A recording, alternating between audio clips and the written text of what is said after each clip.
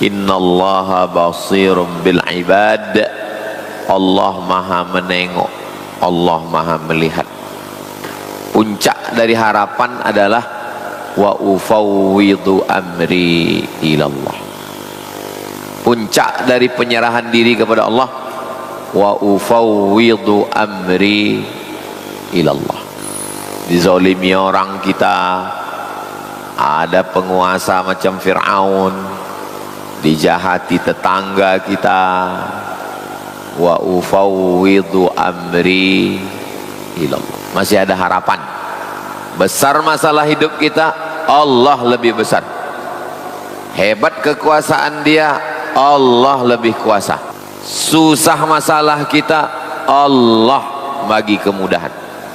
Ucapkan di mulut, wa ufawwidu amri ilallah. Terus apa yang terjadi kalau kita serahkan pada Allah? Fawaqahu Allahu sayyiati ma makaru. Allah akan menjaga, Allah akan melindungi, Allah akan memelihara. Lama hidup banyak dirasa, jauh berjalan banyak ditengok. Lama kita berjalan nih, saya yakin bapak dan ibu yang udah lama hidup, asal jangan bosan hidup lah.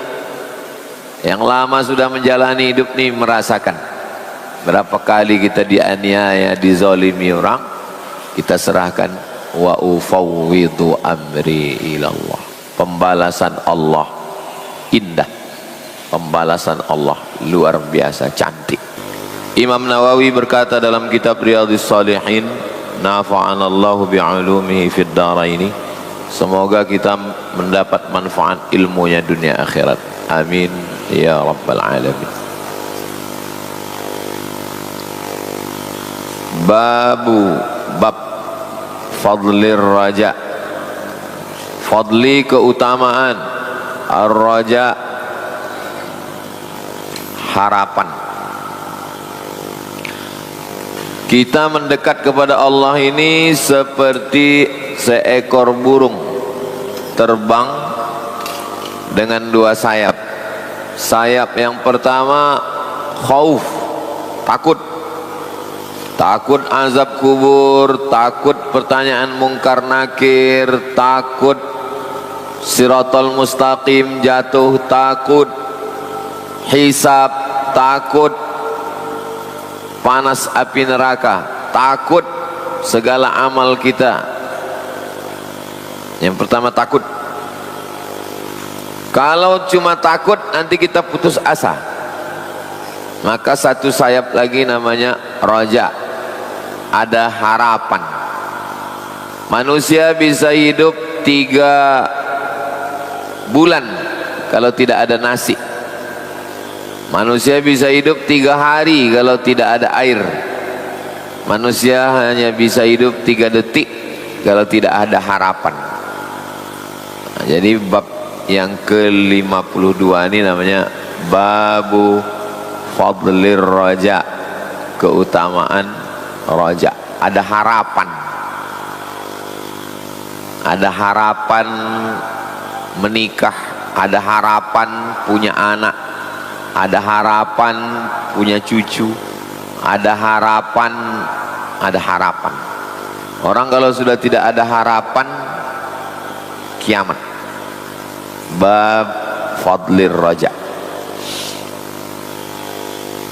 Biasanya setelah bab ayat, qala Allah Ta'ala, Allah berfirman, ikhbaran, memberikan berita, anil abdi salih, tentang seorang hamba yang saleh. Tak disebutkan namanya, tapi dia beriman di antara rakyat Fir'aun, raja paling zalim, menyembelih anak-anak kecil Fir'aun. Nah, ada rakyatnya ini yang beriman. Ucapannya dituliskan dalam Al-Quran. Apa kata dia? Wa ufawwidu amri ilallah. Kuserahkan segala perkaraku pada Allah. Innallaha basirum bil ibad. Allah maha menengok, Allah maha melihat. Puncak dari harapan adalah wa ufawwidu amri ilallah. Puncak dari penyerahan diri kepada Allah, wa ufawwidu amri ilallah. Kita ucapkan sama-sama serentak, wa ufawwidu amri ilallah. Sekali lagi, wa ufawwidu amri ilallah. Dizalimi orang kita, ada penguasa macam Fir'aun, dijahati tetangga kita, wa ufawwidu amri ilallah. Masih ada harapan. Besar masalah hidup kita, Allah lebih besar. Hebat kekuasaan Dia, Allah lebih kuasa. Susah masalah kita, Allah bagi kemudahan. Ucapkan di mulut, wa ufawwidu amri ilallah. Kuserahkan perkara kepada Allah. Innallaha basirum bil ibad. Allah maha menengok. Allah kalau menengok, Dia tak diam. Allah bekerja dengan cara Dia. Terus apa yang terjadi kalau kita serahkan pada Allah? Fawaqahu Allahu sayyiati ma makaru. Allah akan menjaga, Allah akan melindungi, Allah akan memelihara. Itu arti waqahullah. Sayyiat, segala kejahatan, segala kejelekan, segala keburukan, ma makaru. Mereka membuat makar, mereka buat tipu daya. Kita cuma mengucapkan sekali, wa ufawwidu amri ilallah. Balasan Allah, innallaha basirum bil ibad. Allah menengok. Fawaqahullah, Allah menjaga. Sayyiat, yang jelek-jelek disingkapkannya. Ma makaru, perbuatan makar, perbuatan tipu, perbuatan muslihat. 4 balasan Allah. Kita cuma 1 saja, wa ufawwidu amri ilallah. Serahkan sama Allah. Jangan ajari pula Allah untuk membalas. Ini masalahnya orang beriman nih. Diajarinya pula Allah untuk membalas. Ya Allah, matikan dia. Kalau bisa jangan langsung mati, stroke agak 6 bulan. Apa pula kita menggurui Allah? Serahkan aja sama Allah. Wa ufawwidu amri ilallah. Saya tak pernah minta doa macam-macam. Saya hanya mengatakan wa ufawwidu amri ilallah. Kuserahkan pada Engkau ya Allah. Pembalasan Allah tak terlintas di pikiran kita. Pembalasan Allah jauh lebih indah.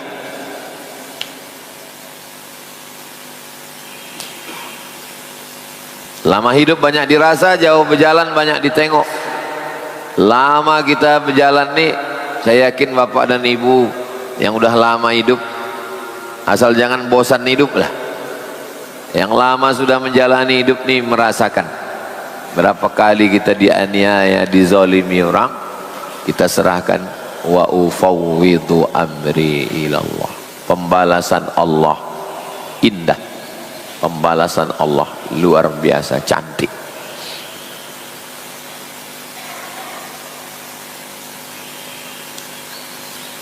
Hadis 440, bihi wa ilaihi, dengan sanad Imam Nawawi sampai ke sahabat Nabi, namanya an Abi Hurairah, dari Abu Hurairah radhiyallahu an, Allah meridainya. An Rasulillah, dari Nabi Muhammad sallallahu alaihi wasallam, annahu qala, dia bersabda, qala Allah, Allah berfirman. Kenapa pula ada Allah berfirman, Nabi bersabda, ya, habis itu Allah berfirman. Ini ciri hadis qudsi namanya. Fima yarwiha an rabbih, Nabi meriwayatkan dari Tuhannya. Yaqulullahu azza wa jalla, Allah berfirman. Qala Allah, itu salah satu ciri hadis qudsi. Hadis qudsi ucapan Allah, tapi bukan Quran. Tak boleh dibaca dalam sholat. Ghairil maghdubi alaihim waladdallin. Amin. Ana inda husni zanni abdi bi. Juz berapa itu? Ini hadis qudsi yang dibaca dalam sholat, ayat dari Al-Fatihah sampai ke An-Nas.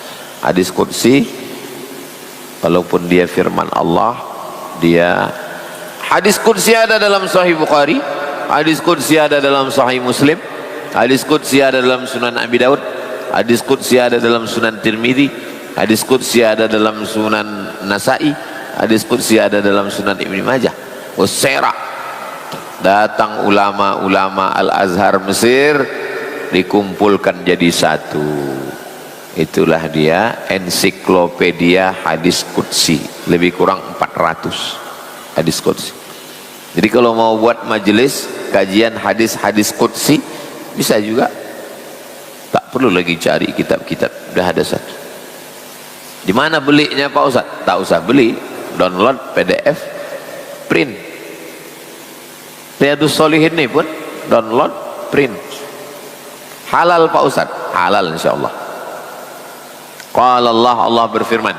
Apa kata Allah?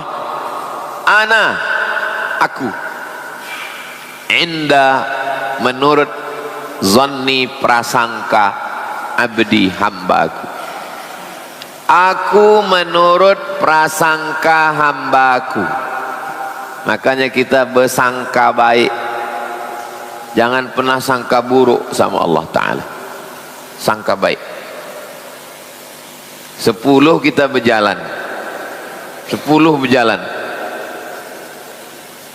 kaki kita lah yang tercucuk duri.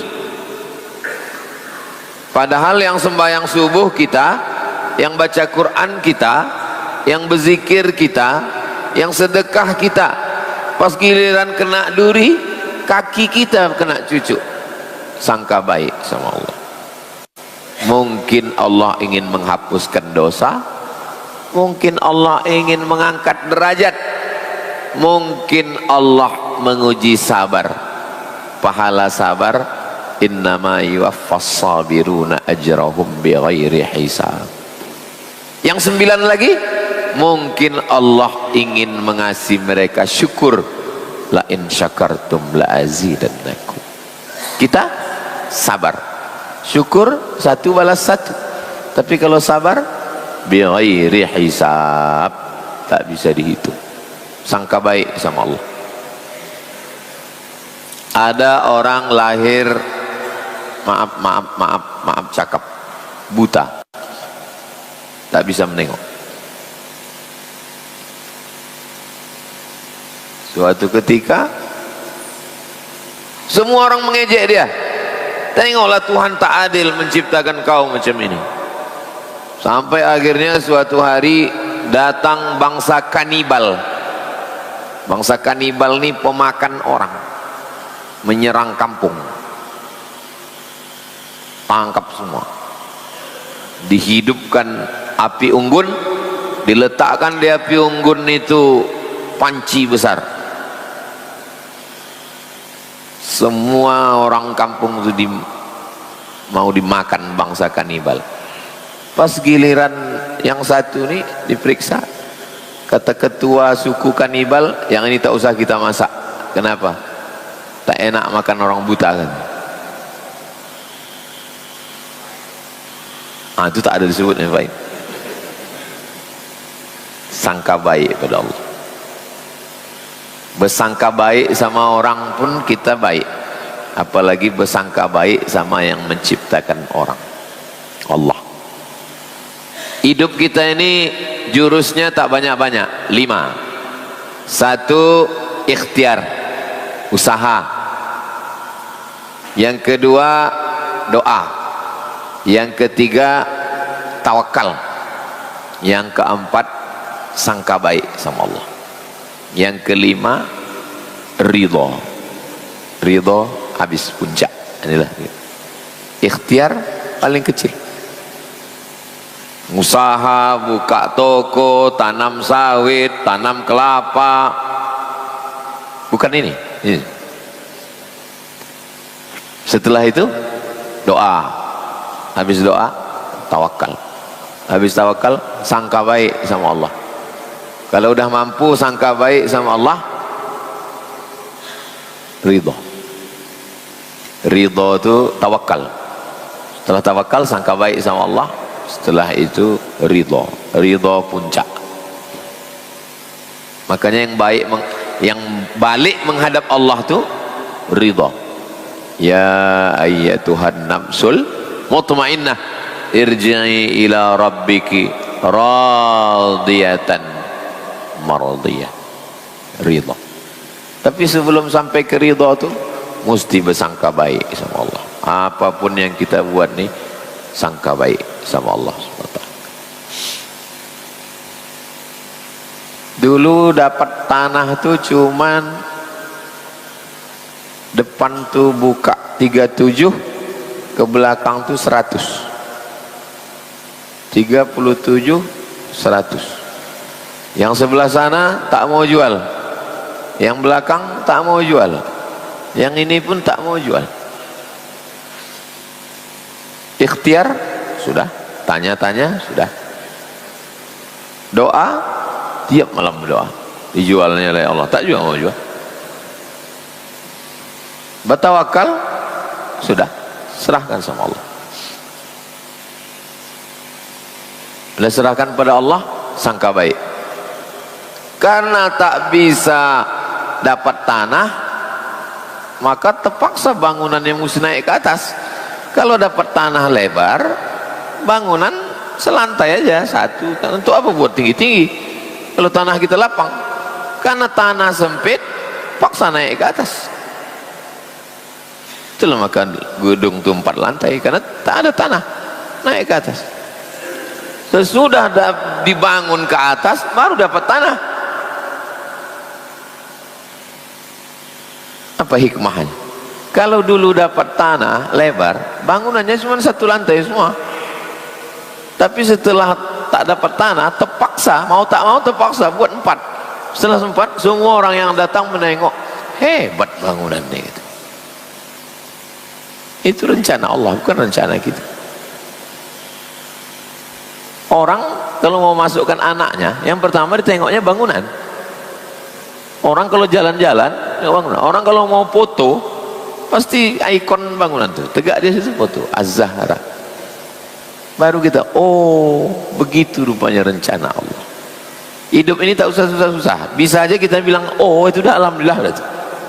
Tak usah pakai ayat, pakai hadis, udah. Oh, udah mantap tuh udah. Begitu rupanya rencana Allah Ta'ala.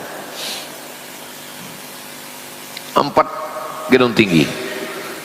Tuh Syekh Abdurrahman, Masjid Ajaroana, kelas yang sebelah kanan, asrama 36. Itu gara-gara tak dapat tanah tuh. Kita tak dapat tanah, naik kan ke atas. Ke atas. Udah dapat naik ke atas, baru dapat tanah. Begitu rencana Allah. Yang akan datang tak ada tinggi-tinggi lagi. Udah dapat tanah. Kenapa tak dari awal dikasih Allah tanah? Kalau dari awal dapat, bangunannya cuma selantai-selantai. Kalau selantai, orang nengok, cemana Mahat Az-Zahra? Entah, macam SD aja kita tengok. Itu Allah punya rencana. Bukan rencana kita itu. Allah. Wa ufawwidhu amri ilallah. Tapi kita bisa bercakap begitu sesudah terjadi. Cakap begitu itu sudah terjadi. Jangan belum apa-apa pas ditanya, "Cemana planning ke depan?" Wa ufawwidhu amri ilallah. Saya tak mau gitu. Jangan adik-adik S1 kuliah ditanya sama orang tua, "Cemana lah planning kau ke depan? Kau mau S2 kemana? S3 kemana?" wa ufawwidu amri ila Allah. Kau ngaji sama siapa? Sama Ustaz Somad. Usah ngaji sama dia lagi. Macam tak ada harapan kau ketengok. Padahal kita mengaji tentang bab fadlir raja. Nanti kalau ada yang nanya, apa kalian kaji sama Ustaz Somad tuh? Kitab Riyadhus Shalihin. Udah sampai bab mana? Bab fadlir raja. Kalau tak ingat ya sekitar 400-an lah. 440. Ana inda zanni abdi bi. Aku menurut prasangka hambaku kepada aku. Sangka baik pada Allah. Tapi sangka baik ini tetap mengikut syariat. Sangka baik tetap mengikut syariat. Jangan sangka baik di luar syariat. Tak betul, sesat. Sembahyang subuh jam 7 tiap hari. Kau kenapa sembahyang subuh jam 7? Aku bersangka baik Allah menerima. Itu keluar syariat. Sangka baik pada Allah mengikut syariat. Filsafat pikiran tanpa batas. Tasawuf rasa tanpa tepi. Filsafat pikiran tanpa batas. Tasawuf rasa tanpa tepi. Maka kalau orang hanyut di filsafat, hanyut tak berbatas. Hanyut dalam tasawuf, rasa tak bertepi. Yang mengikatnya apa? Syariat. Orang berfilsafat silakan, tapi tetap bersyariat. Orang bertasawuf silakan, tapi tetap diikat dengan syariat.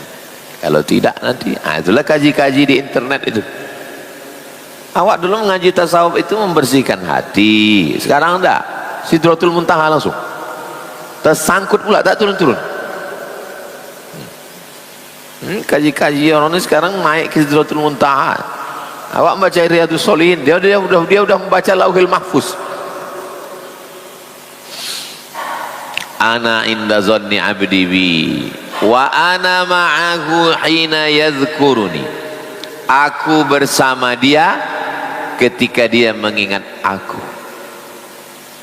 Yadhkur tu menyebut di mulut. Subhanallah, alhamdulillah, la ilaha illallah, wallahu akbar. Subhanallah, subhanallah, subhanallah, alhamdulillah, alhamdulillah, alhamdulillah, Allahu akbar, Allahu akbar, Allahu akbar. Afdalu dzikri fa'lam annahu la ilaha illallah. Itu namanya yadhkur, menyebut, mengingat. Sini, mengingat tuh di sini atau di sini? Dari sini naik ke sini. Sini ada namanya brain heart. Brain otak, heart hati. Brain heart otak di dalam hati. Ini yang di tengah nih hati. Maka ini jangan cucuk ini. Ini namanya ulu hati, liver hati. Yang di sini nih jantung. Yang selalu disebut dalam Al-Quran, alladzi waswisu fi sudu. Sudu bukan yang menyendok tu. Alladzi waswisu fi sudur. Yang mana dia? Yang tengah. Ini apa yang di sini? Nabi menunjuk at-taqwa hahuna, kata Nabi. Nabi menunjuk, tak ada Nabi menunjuk sini, enggak. Sini. At-taqwa hahuna 3 kali. At-taqwa hahuna, kata Nabi. At-taqwa hahuna. Segumpal, sekepal. Ya. Jantung tuh Pak Ustadz, ya, jantung. Kalau begitu bukan hati, enggak, hati sih. Jantung kata ini, hati berkelahi. Kita pakai dua-duanya, jantung hati.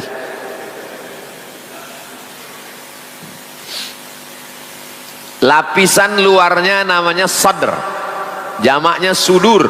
Alladzi waswisu fi sudur. Lapisan luar. Masuk dia ke dalam qalb namanya. Ala fil jasadi mudghah. ketahuilah di dalam jasad itu ada segumpal, sekepal. Idza salahat salahal jasadu kulluh. Kalau dia baik, yang lain ikut baik. Wa idza fasadat fasadal jasadu kulluh. Kalau dia rusak, yang lain ikut rusak. Qalb namanya, jamaknya qulub. Qalbu pakai qaf, qalbu. Kalau pakai kaf, kalbu, anjing. Yang di luar ini namanya sadr, masuk ke dalam namanya qalb. Qalb artinya berbulak balik, pergi tak pergi, mengaji tak mengaji, sembahyang tak sembahyang. Qalb. Kalau dia sudah tenang, namanya fuad. Nabi Muhammad sudah sampai ke level fuad. Makanya dalam Isra Mi'raj itu maka dzabal fuadu ma ra'a. Fuad selalu diartikan fuad, hati kecil.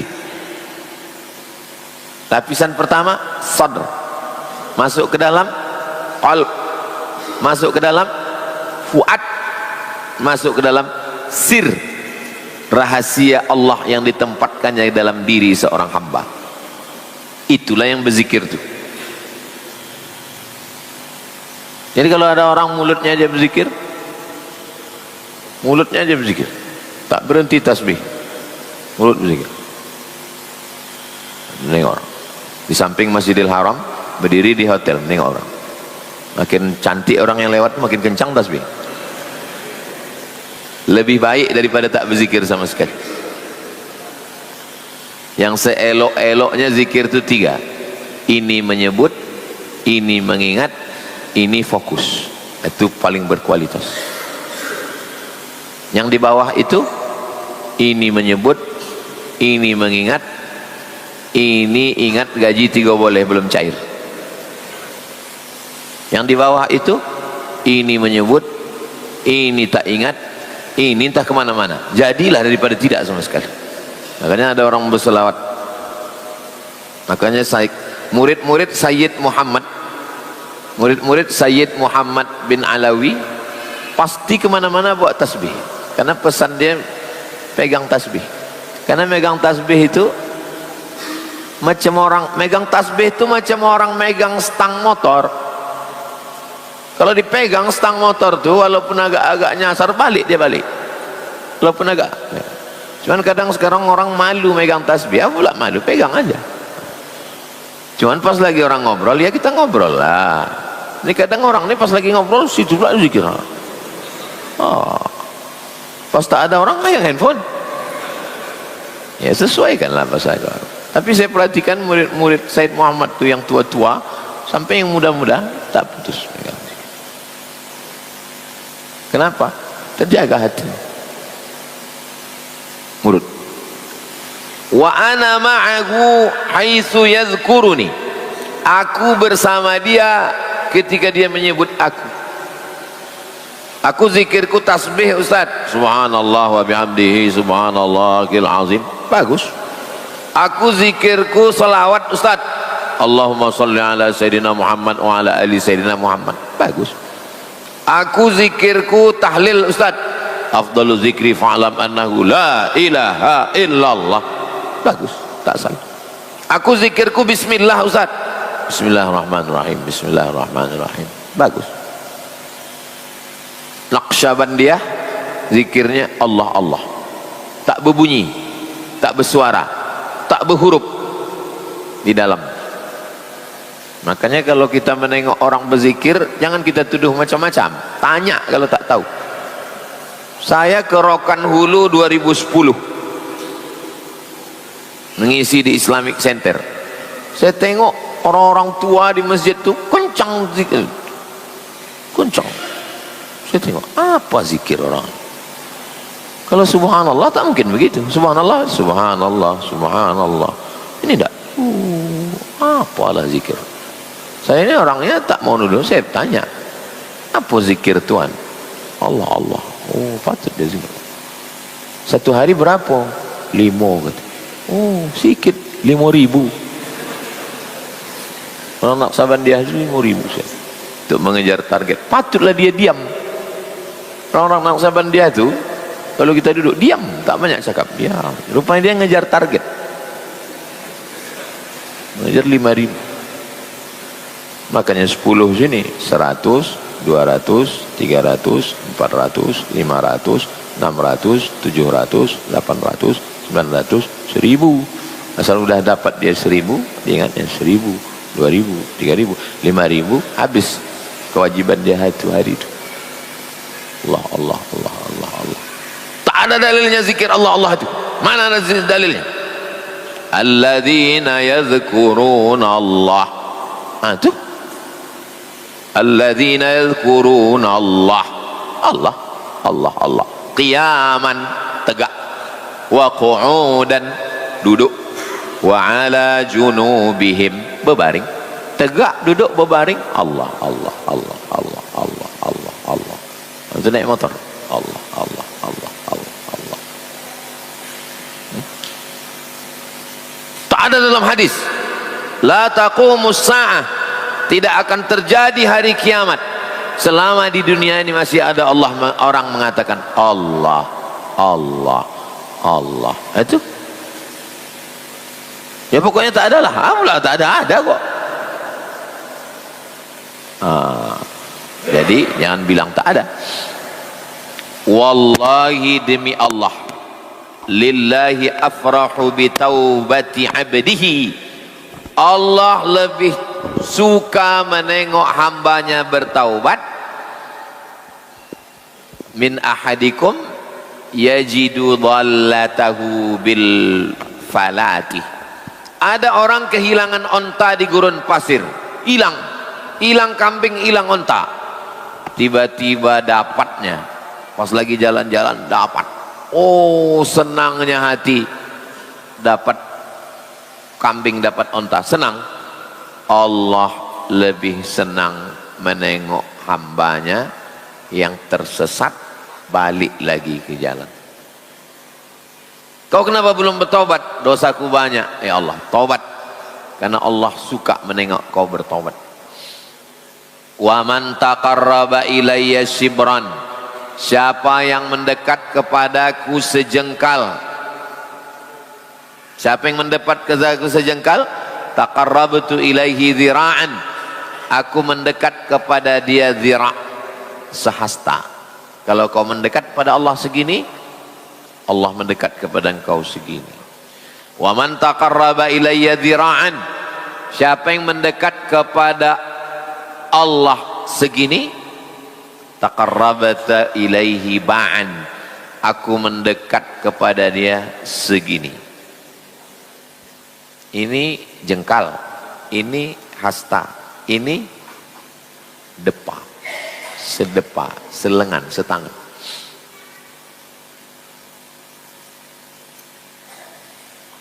Allah dengan kita segini, habis itu segini, habis itu segini. Kalau begini kita memahami hadis ini, kita masuk dalam kelompok mujassimah. Mujassimah jisim, jisim fisik badan. Saya dengan ustadz jarak kita segini, saya dengan bapak jarak kita 2 gini.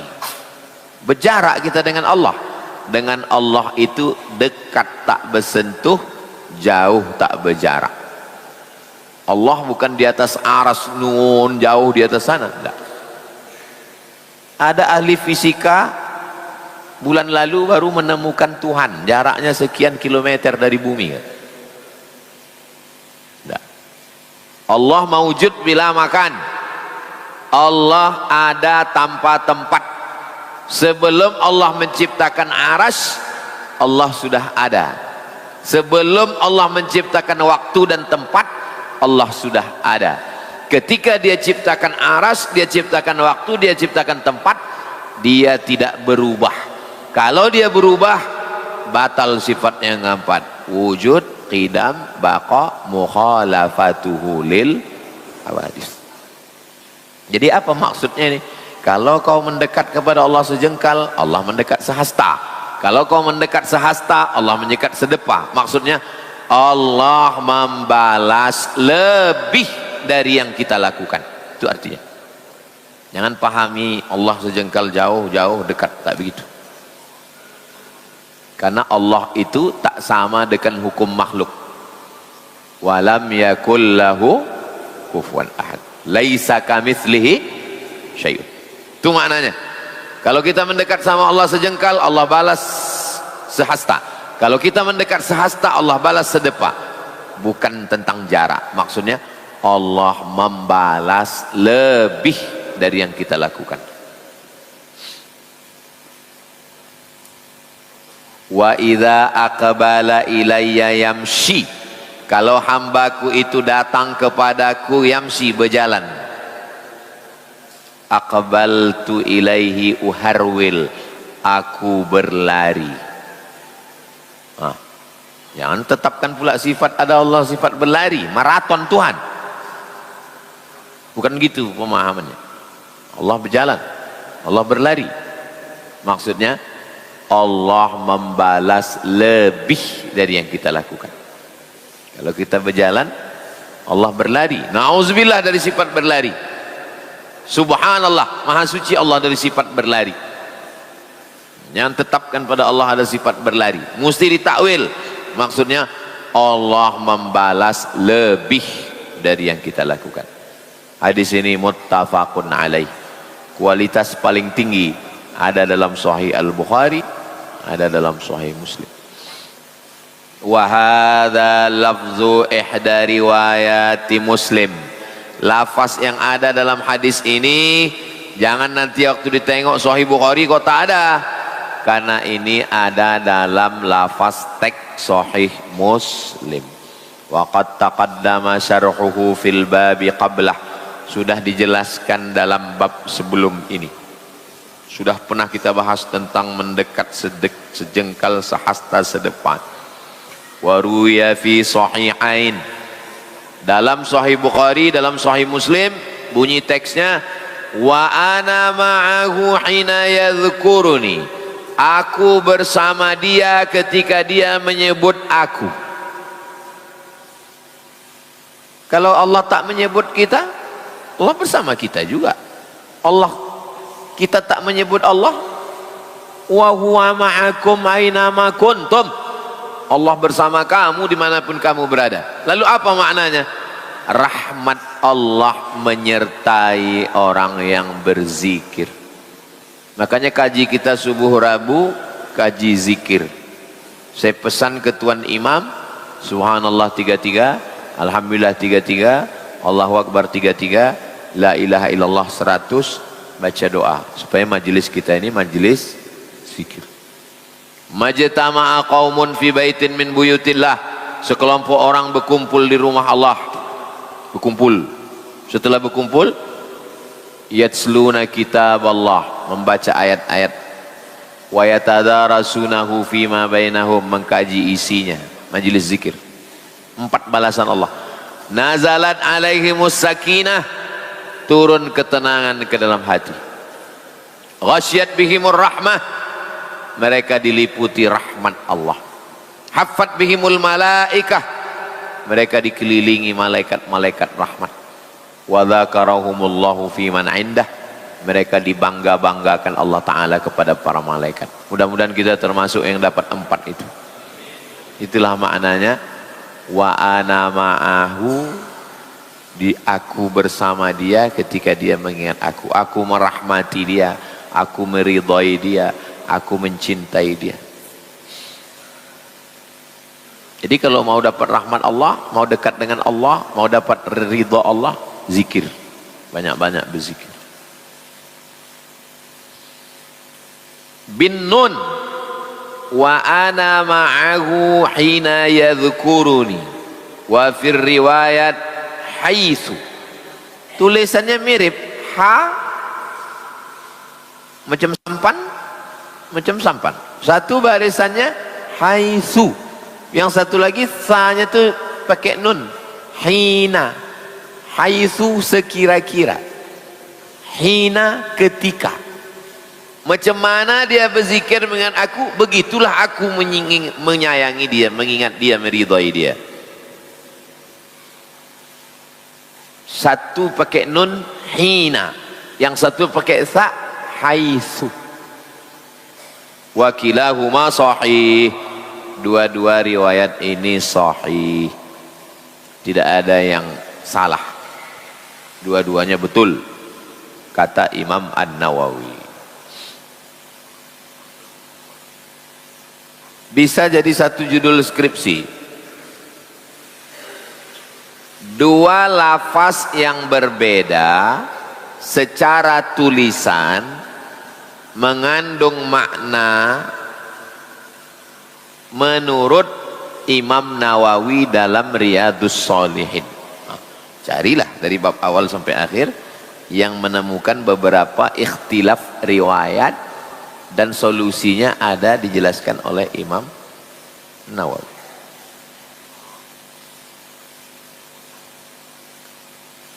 Cukup jam 6:10.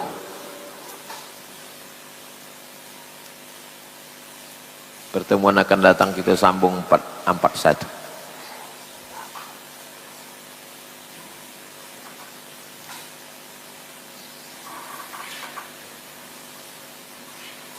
Shaf jamaah baris kedua itu mulainya dari ujung kanan imam. Ini imam ke sana. Dari ujung kanan atau dari ujung kiri atau dari tengah. Dari tengah belakang imam. Imam shaf pertama penuh kanan, penuh kiri. Terus datang orang baru, di mana dia memulai shaf? Apakah di ujung atau di sini? Ini shaf belakang imam. Kenapa yang di belakang imam ini ada sajadah satu lagi? Itu untuk Bilal, bukan untuk saya itu. Bilal, imam kita dua, satu imam, satu Bilal. Bilal itu sini. Kenapa mesti dia di situ? Karena kalau yang berdiri di situ tiba-tiba ada jamaah entah dari mana, karena tak ada, berdiri dia di situ. Tiba-tiba terjadi sesuatu pada imam. Gimana menggantikan? Itu posisi yang di belakang tuh, kalau terjadi sesuatu dia langsung menggantikan imam. Jadi bukan sajadah itu, itu Ustaz Somad itu eksklusif tuh ada sajadah di belakang. Bukan. Itu sajadah imam, dua imam. Apakah dari tengah atau dari sudut kanan? Dari tengah, berdasarkan hadis sahih. Apakah dalam wudhu boleh tercampur beberapa mazhab karena ketidaktahuan? Hebat nih, dia tak tahu aja bisa beberapa mazhab. Awak tahu aja cuma satu mazhab. Macam mana mencampur beberapa mazhab? Wudhu itu paling berbeda pada menyapu kepala aja. Muka sama semua. Batas muka itu batas tumbuh rambut yang normal ke atas, kanan, kiri, bawah. Itulah cuman muka. Tak ada ikhtilaf tentang batas muka. Tangan juga begitu. Tak ada ikhtilaf tentang batas tangan. Wa aidiakum ilal marafiq. Sampai ke siku. Sikunya masuk. Tak ada ikhtilaf sampai ke siku tak masuk. Nah. Jadi kalau ada orang hidupkannya keran, ini aja tak sampai sini. Bilang sama dia batal, jangan. Itu kita kena. Mungkin beda mazhab. Mana ada beda mazhab? Mestinya. Kaki juga. Wa arjulakum ilal ka'bain. Kaki sampai mata kaki. Tak ada ikhtilaf. Mata kaki itu mesti kena. Yang ikhtilaf itu cuma tentang kepala. Kenapa mereka ikhtilaf? Ya karena hadisnya beda. Hadis yang pertama, Nabi membasahi tangannya. Habis dibasahinya tangannya, disapunya, diusapnya dari depan ke belakang, maju ke depan, nyambung ke telinga. Hadis pertama. Hadis yang kedua, Nabi membasahi tangannya, habis itu dimasukkannya tapak tangannya di bawah sorbannya, walam yangqud imamatahu. Sorbannya tak dibukanya. Ini sorbannya diginikannya aja.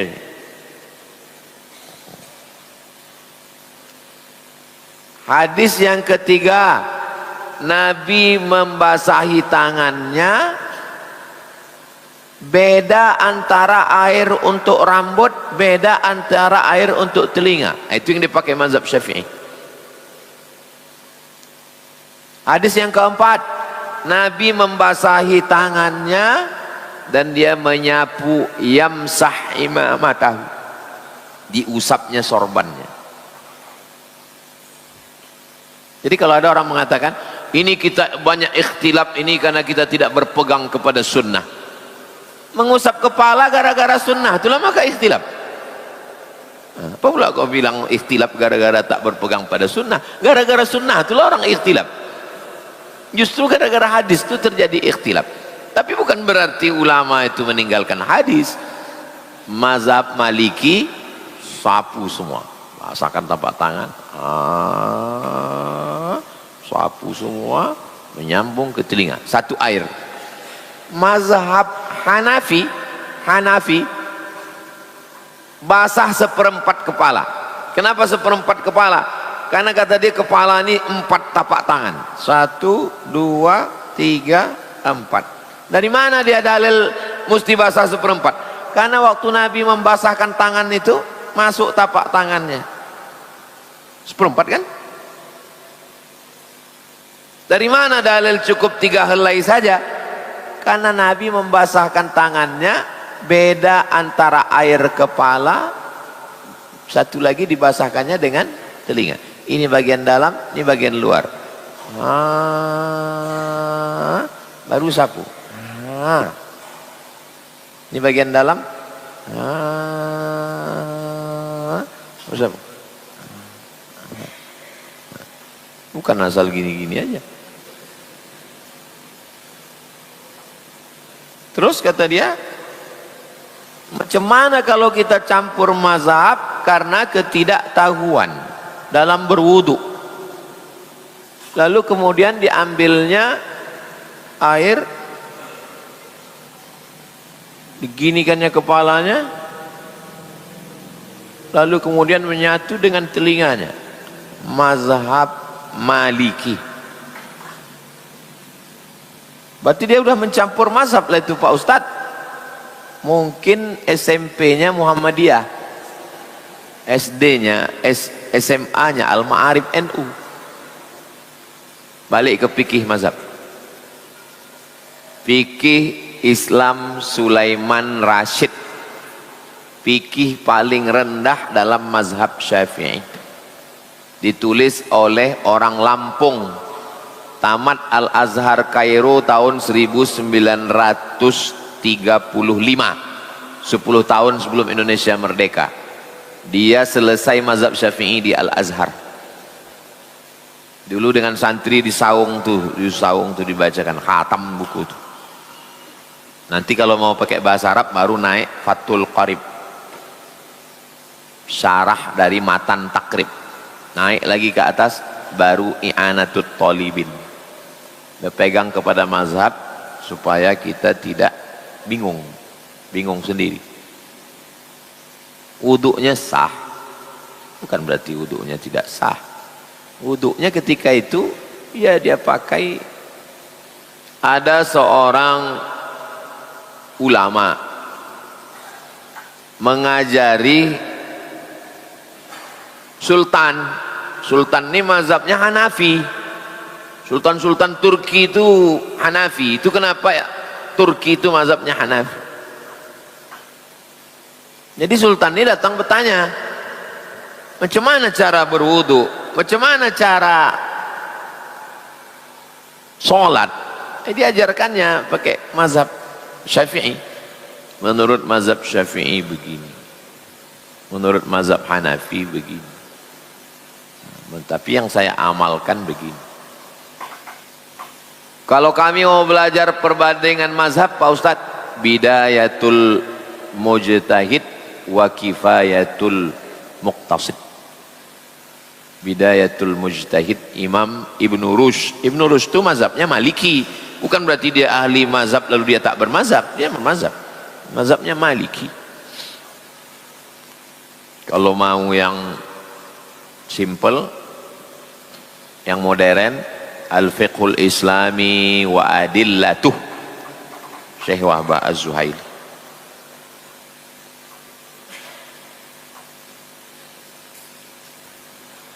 Bagaimana kita bisa menerima takdir yang baik dan buruk terhadap diri kita?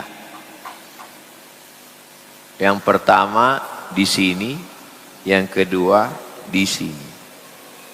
Yang di sini, tanamkan di sini di kepala nih, bahwa yang terjadi pada diriku ini sudah ditetapkan Allah di Lauhil Mahfuz 50.000 tahun sebelum Allah menciptakan langit dan bumi. Antum dapat undangan,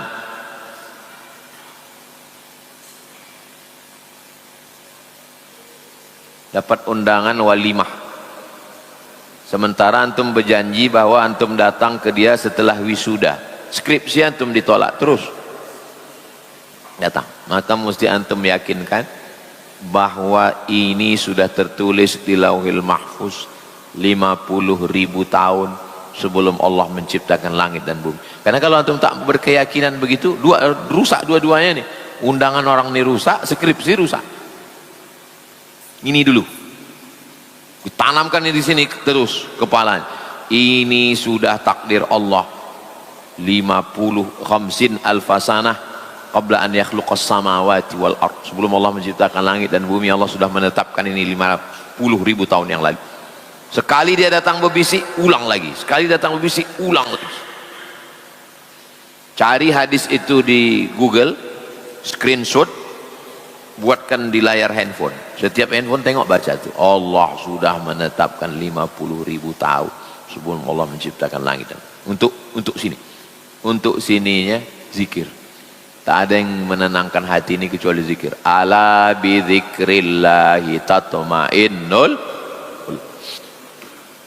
Pergi ke Bangkinang, habis Bangkinang terus ke Kuok, habis ke Kuok jumpa jembatan simpang Rantau Berangin, belok ke kanan, terus nanti ada gapura pesantren Darussalam Kabun.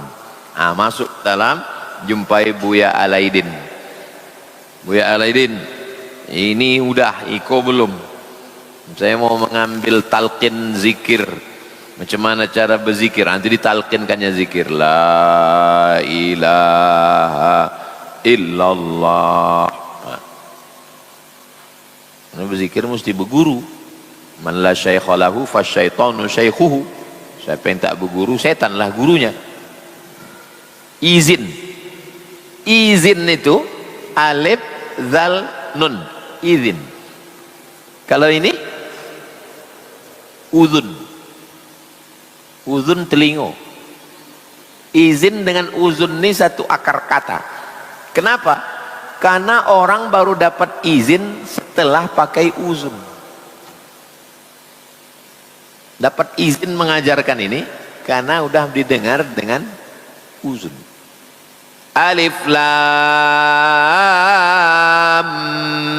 mim, kan didengar pakai telinga kan, baru kita bisa mengajar. Begitulah nanti didengarkan di telinga itu, ditalqinkan la ilaha illallah, didengarkan di uzun untuk izin berzikir. Di sini dengan ilmu, di sini dengan zikir. Kalau hanya di sini tak selesai di sini, berkecamuk dia. Kalau hanya di sini tak selesai di sini, mesti selesaikan dua-duanya. Selesai di sini, selesaikan. Saya di sini udah Pak Ustadz, di sini pun udah, di sini belum, pejamkan. Kalau yang ini mudah nih, pejamkan. Tapi di sini ini tak bisa, dipejamkan, dia berputar-putar. Nah, ini dengan ilmu, ini dengan zikir. Ini namanya kecerdasan intelektual. Ini namanya kecerdasan spiritual. Ini intelektual. Tapi kalau ini tak selesai, jadi telek dia, bukan intelektual. Telek ayam mampu.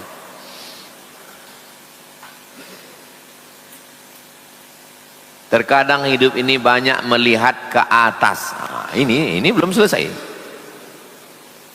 Masih ini. Pejamkan. La tamuddanna 'ainaika ila ma matta'na bihi.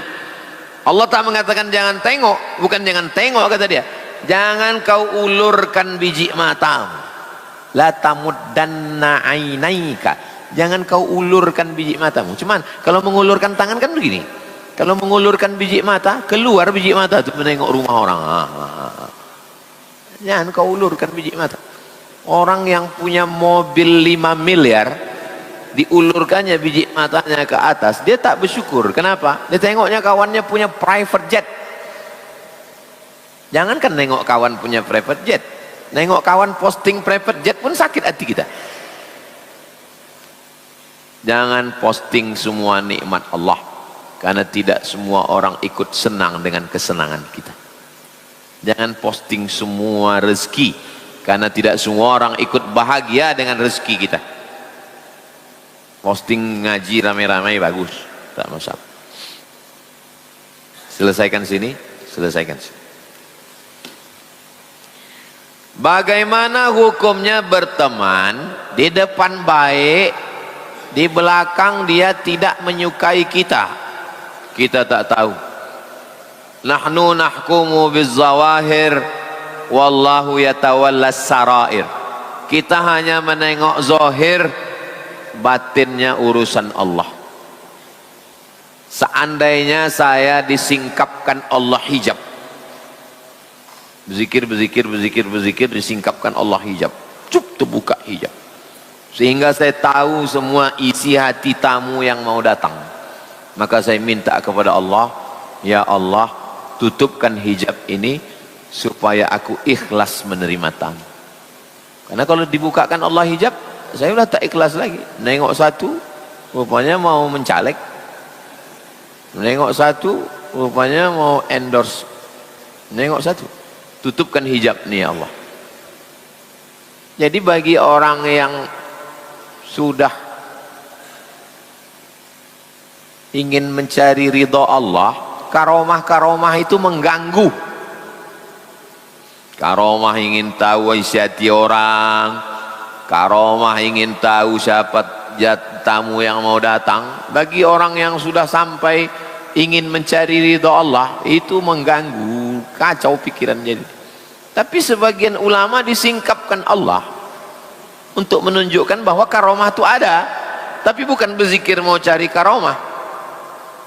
Suatu ketika ada wali Allah di Aceh sedang ngajar di Labuan Haji. Nama pesantrennya Darussalam. Dia sedang mengajar gini, tiba-tiba dia senyum, bukan senyum begini, bukan senyum, senyum sampai nyaris ketawa. Murid-muridnya heran. Waktu dia sedang mengajar gini, dia senyum sampai nyaris ketawa dan dibilangnya, kambing makan sirih, kata dia. Kambing makan sirih. Muridnya heran, apalah sih? Saya sedang mengajar fikih, kambing makan sirih. Selesai pengajian tak lama datang orang bawa kambing. Datang orang bawa kambing. Saya mohon maaf Tuan Guru, kenapa? Saya mau ngasih kambing. Sampai di jalan, maaf cakap, saya kebelet pipis mau kencing. Ku tinggalkan kambingnya, aku terkencing. Balik dari terkencing, habis sirihku tuh dimakan kambing. Nampaknya kambing tuh makan sirih. Yang menengok itu namanya Syekh Mudawali. Syekh Mudawali inilah yang membawa tarekat Naqsabandiyah ke Aceh. Syekh Mudawali ini mengambil tarekat Naqsabandiyah dari siapa? Dari Syekh Abdul Ghani Al-Kampari. 13 koto kampar. Jadi singkap. Tapi jangan berzikir mau nyari itu. Itu hanya pemberian Allah untuk menunjukkan bahwa karomah itu ada. Makanya orang sebelum berzikir itu, ilahi anta maqsudi, yang mau ku cari ini engkau, waridhaka matlubi, yang mau ku tuntut ini engkau, bukan yang itu tadi. Nah, kalau orang berzikir mau nyari yang begitu-begitu, rusak hati dia, jadi dukun lama-lama. Saya punya teman dia rajin ikut pengajian. Ketika tak sesuai pemikiran dia dengan saya, dia mulai jaga jarak dengan saya. Bagus. Kalau ada orang menjauhi kita, berarti doa kita sudah dikabulkan Allah. Kata siapa? Kata Syekh Muhammad Mutawalli Sya'rawi. Kalau ada orang menjauhi kita, berarti Allah sudah mengabulkan doa kita. Doa yang mana? Allahumma srif anna su'. Ya Allah, jauhkan aku dari orang jahat. Berarti dialah penjahatnya. Kalau tak ada orang menolong kita, berarti Allah sudah mengabulkan doa kita. Kata Syekh Sya'rawi. Doa yang mana? Doa yang tiap hari kita ucapkan. Aku tak ada yang nolong, tetangga tak menolong, saudara tak menolong, berarti doa kau sudah dikabulkan Allah. Doa yang mana? Hasbunallahu wa ni'mal wakil. Cukuplah Allah. Kalau bolehlah kita mendengar Allah itu bercakap, selama ini kau bilang cukup aku, sekarang pas giliran cuma aku, kenapa kau heran? Kan kau yang selama ini minta cukup aku. Kadang kita ini selalu mengucapkan yang kita tak paham ucapan kita. Udah terjadi baru kita bingung. Ya Allah, cukuplah engkau saja. Pas tak ada yang menolong, kita marah. Kenapa kawan tak nolong? Kau yang bilang cukup Allah. Nah. Padahal secara rasional pemikiran dia tidak benar. Berkali-kali saya coba menerangkan agar dia memahami, tapi dia tetap bersikeras dengan pemikirannya. Kalaulah cara berpikirmu ini betul, berarti Nabi bisa menjelaskan ke Abu Jahal, ke Abu Lahab. Sampai mati Abu Jahal, Abu Lahab itu tak bisa menerima penjelasan Nabi. Kalaulah begini caramu berpikir, berarti kau menyederhanakan Nabi Musa. Sampai tenggelam Fir'aun itu tak bisa menangkap penjelasan Nabi Musa. Kalaulah begini caramu berpikir, berarti kau menyederhanakan pemahaman konflik antara Nabi Ibrahim dengan Namrus. Sampai masuk nyamuk ke hidung Namrus sampai mati, tak bisa dia memahami penjelasan Nabi Ibrahim. Innama anta munzir, kau hanya ngasih peringatan. Lasta alaihim bimusaitir, kau tak bisa. Lasta alaihim bimusaitir, kau tak bisa menguasai orang. Apakah orang yang rajin ikut pengajian dijamin baik? Baik dalam arti secara mindset, bersikap dan perilaku. Orang ikut pengajian ini 3 level. Yang pertama, daripada tak ada kegiatan, daripada aku di rumah menonton sinetron, pun dia dapat pahala, langkah kakinya dapat. Yang kedua, penikmat kajian, dia mendengar kajian itu menikmati, karena duduk di pengajian itu dapat rahmat, menenangkan hati. Tapi belum sampai pada level pengamal, hanya sampai pada level penikmat aja, penikmat pengajian. Yang level yang ketiga, pengamal.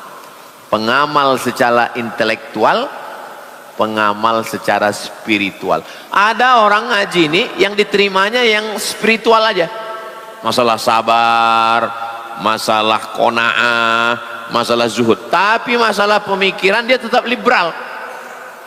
Pemikiran liberal, tapi hati. Makanya kita disuruh ini connect semuanya. Ya ayyuhalladzina amanu dukhulu fis silmi kafah. Kafah itu artinya Pak Ustaz totalitas. Mudah aja ngartikan. Kafah itu kabeh, semuanya. Ininya ikut mengaji. Jangan sampai ini spiritual, ini liberal. Nauzubillah. Bukankah orang yang ngaji ikut pengajian itu sudah memahami makna yang baik dan yang buruk? Ini cara berpikir yang terlalu sederhana. Hidup ini tidak hitam putih, tidak sesederhana yang kita bayangkan. Hidup ini jelimet, macam benang layang-layang kusut. Makanya banyak orang bingung. Makanya memahami hidup, alam takambang menjadi guru. Banyak orang sesat di jalan yang lurus. Penting kita sudah mengaji, sudah berusaha, sudah berikhtiar. Makanya setiap hari kita minta. Dalam subuh tadi 2 kali.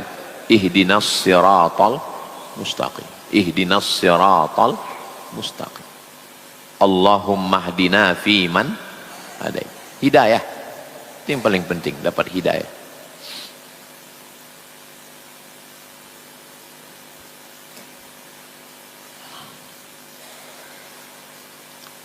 Bagaimana cara saya mendamaikan 2 orang kakak perempuan saya sedang bermasalah cukup serius sampai tidak mau bertegur sapa, berurusan lagi seumur hidup katanya, sampai ada rasa benci.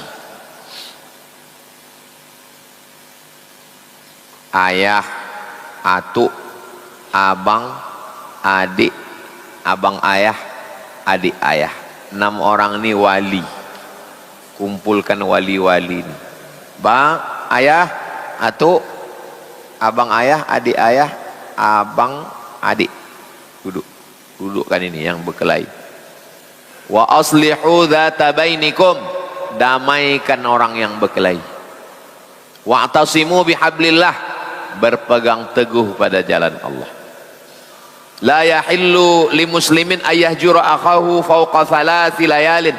Tak boleh mendiamkan lebih dari 3 hari 3 malam. Damaikan dia, dudukkan balik. La yadkhulul jannah qati'ur rahim. Tak masuk surga orang yang memutus tali silaturahim. Dudukkan. Ini duduk. Apa masalahnya? Selesaikan inti masalah. Jangan nasihati orang langsung. Jangan nasihati, dengarkan dulu. Apa masalahnya? Apa masalah?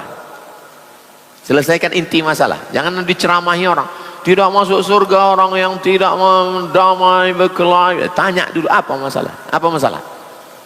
Duit belum bayar. Bayar dulu. Udah bayar baru damaikan.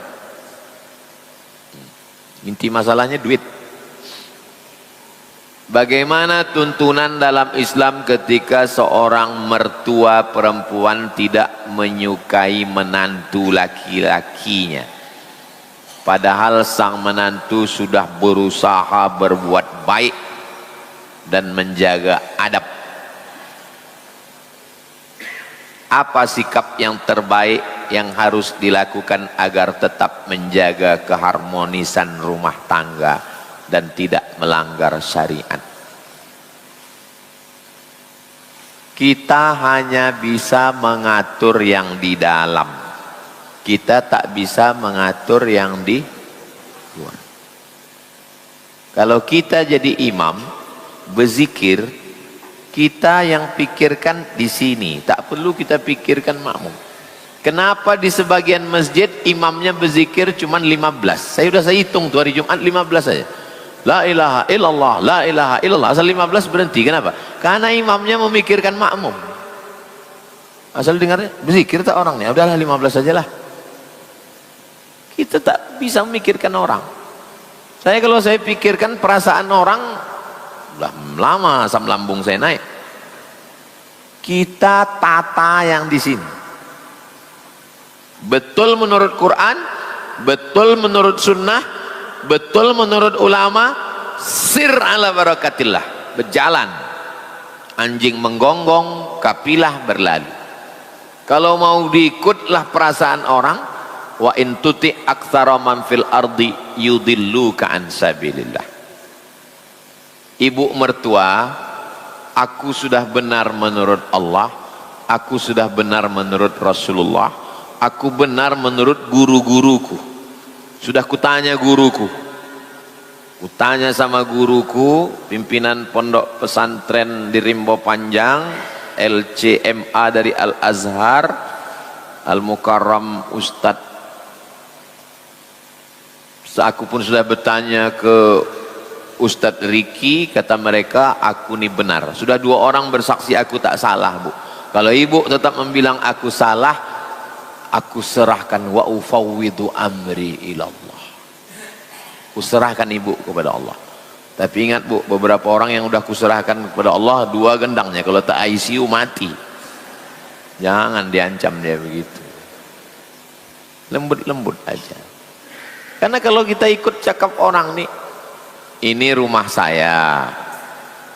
Di samping rumah saya nih ada nenek-nenek sudah tua, umurnya 70, namanya Halimah. Allah maghfirlaha warhamha wa'afiha wa'fu anha.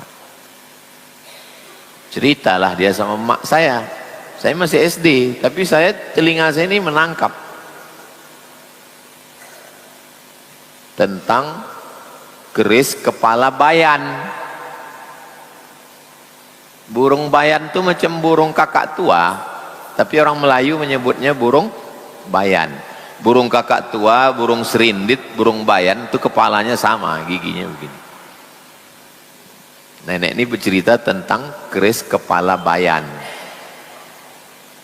Mertua ini bonci sama menantu nih, bonci sebenci-bencinya. Akhirnya menantunya tadi pergi ke pulau. Di pulau itu dia bertanam, tanam cabai, tanam petulo, tanam gambas, tanam ubi. Akhirnya tanaman tadi dijualnya ke pasar, dapat duit banyak. Ditempahkannya lah keris kepala bayan. Keris kepala bayan bentuk tapi dari emas. Habis itu pergi dia ke rumah mertuanya, dipakai. Dijamulah makan berjambar. Habis itu dibukanya keris nih, kata dia, kepala bayan, ini makan berjambar nih untuk kau nih. Dicucuk-cucukkannya kepala bayan tuh ke piring.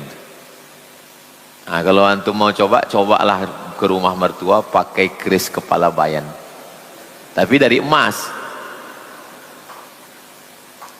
Saya tempahkan keris kepala bayan 20 biji di Pulau Natuna. Bisa buatkan keris kepala bayan, Pak? Bisa. Itulah yang tamu-tamu datang, saya pasangkan keris kepala bayan. Habis dah 20 biji. Tapi kepala bayannya dari kayu. Kalau dari emas tumpur lah kita.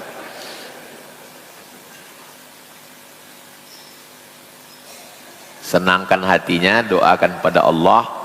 Berarti antum sudah lulus masalah sholat, lulus masalah puasa, lulus masalah zikir, lulus masalah sedekah, lulus.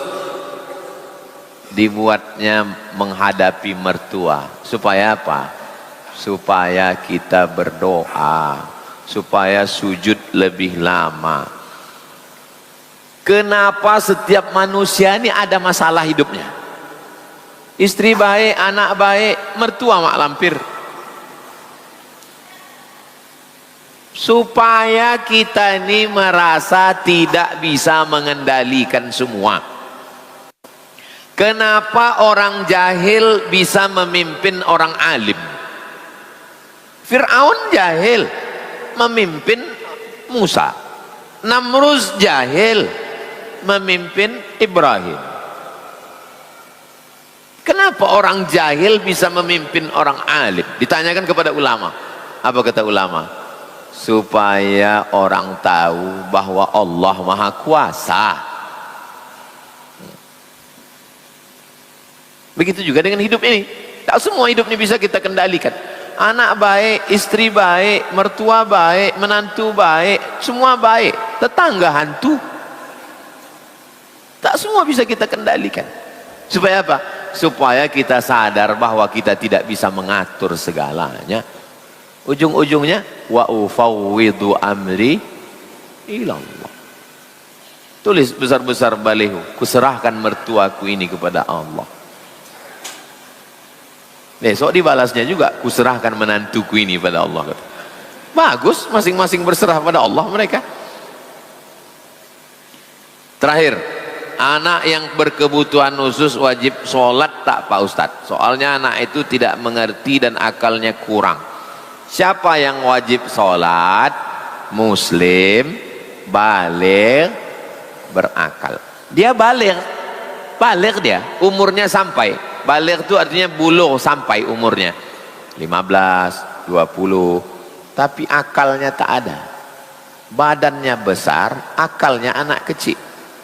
maka dia tak wajib sembahyang. Tapi tetap ajarkan dia sembahyang, karena Nabi menyuruh muru auladakum, suruh anak kamu sembahyang, wahum abna'u sab'a sinin, wadribuhum fil ashrah, pukul 10. Ajarkan dia berwudu, ajarkan dia sembahyang, suapkan makannya, gantikan pempesnya, pel badannya, gosok celah-celah, pakaikan dia deodoran, kasih minyak wangi, peluk, cium dia. Dia tak pernah meminta kamu jadi ayahnya, dia tak pernah meminta kamu jadi ibunya, dan kamu pun tak pernah meminta dia jadi anakmu. Allah yang mengirimkan. Andai saya diuji, saya pun belum tentu mampu. Berarti kalian menurut ilmu Allah kalian kuat. Wahai bapak-bapak, ibu-ibu yang diberikan Allah anak berkebutuhan khusus, berarti menurut ilmu Allah kalian kuat. Boleh jadi kalian masuk surga bukan karena sholat, masuk surga bukan karena banyak sedekah, masuk surga bukan karena ahli Al-Quran, tapi masuk surga karena syafaat anaknya. Baca hadis tentang syafaat. Al-Quran ngasih syafaat, anak penghafal Quran ngasih syafaat, malaikat ngasih syafaat. Ada satu syafaat, syafaat orang beriman, dan anak ini beriman dan dia tak berdosa. Ketika dimintanya Allah Ta'ala, siapa yang mau kasih syafaat? Ada video polisi sebelum berangkat kerja, digendongnya, dipeluknya anak berkebutuhan khusus. Ada orang-orang yang diberikan Allah kebaikan. Mudah-mudahan kita diberikan Allah istiqomah iman dan Islam, ridho kepada takdir Allah.